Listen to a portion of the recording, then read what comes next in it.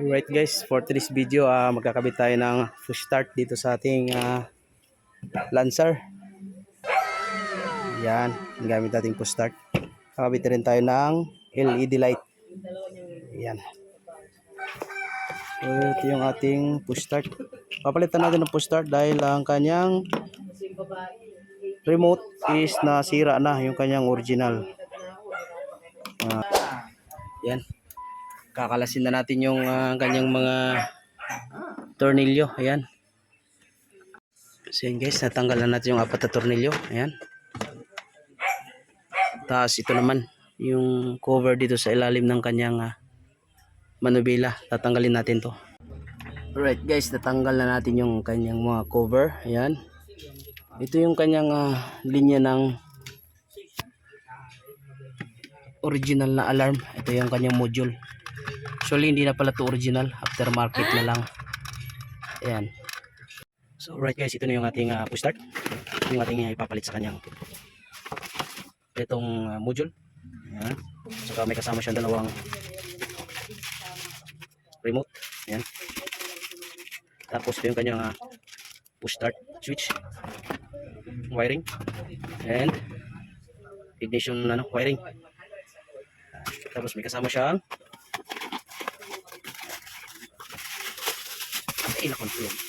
siren indicator, yung kanyang switch para sa reset.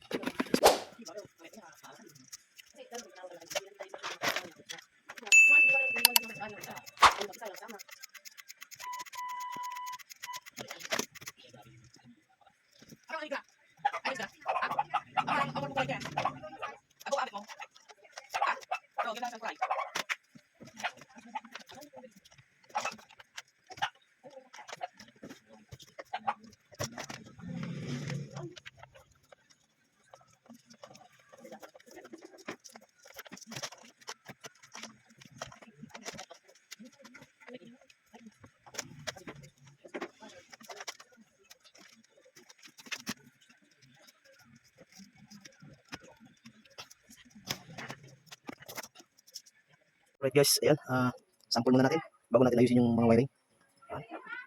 ACC, AC on, apa pre no, then push start.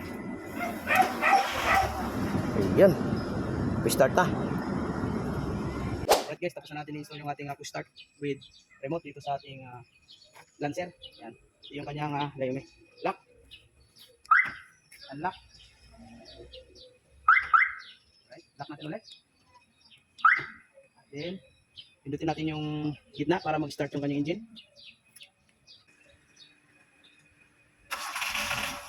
Yan, start siya. Tapos, patayin natin ulit. Gamit lang din to, nasa gitna. Alright. Tapos punta tayo sa loob.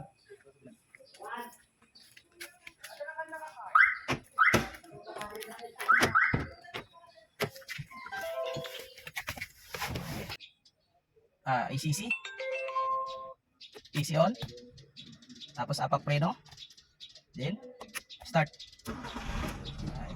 So nagpakabit na rin ng dashcam si Busing na Lenovo. Ayan. Tapos nagpakabit na rin siya ng LED lights. Ayan. So testing naman natin yung sa cellphone. So ito naman yung ating application sa cellphone. In case na malubat yung battery ng remote nyo, may reserva kayo dito sa cellphone. Ayan. Lock natin. Unlock, search, ayan. Lock, tapos engine start natin, long press lang ng 5 seconds.